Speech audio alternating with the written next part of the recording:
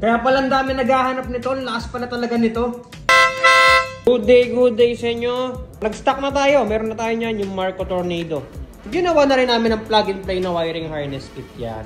Para sa inyo, para dun sa mga nasa malayo, hindi man sila makapunta dito, magiging plug and play na lang yung installation nito para sa kanila. So, pang motorcycle and pwede rin sa kotse. So, pakita natin sa inyo, i-demo natin paano nag-work tong plug and play harness kit natin. Okay? Let's go! So, eto siya. Ayan. So, itong ginawa nating plug and play harness para dito sa Marco Tornado is single output lang kasi nga, isa lang naman siya. And syempre, bin-lock out din natin yan para kung sakaling ito nakapwesto sa crash bar ng motor nyo, somewhere na nakalabas, nabawa, nakatusok na ganyan, kulay itim lang din yung makikita. Ayan, di ba? Ito yung dating connection ng stock horn, papalit mo lang to.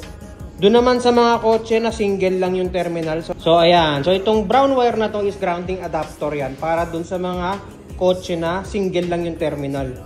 So, plug mo dito, then ito, whatever, sa body ground ng kotse mo, sa mga bolts, ipit mo na lang to para may grounding na. So ito, for demo purpose, fused wire sa positive, black wire sa negative. And dito dating nakakonect yung stock horn mo, palit mo lang yan. Last connection, papunta ngayon dun sa Marco Tornado horn mo. Sound check, sound check! Meron na tayo dito niyan. Sa aling gusto nyo rin, ang plug and play nyo na lang i-install, pwede nyo nang samahan ng harness kit natin, okay?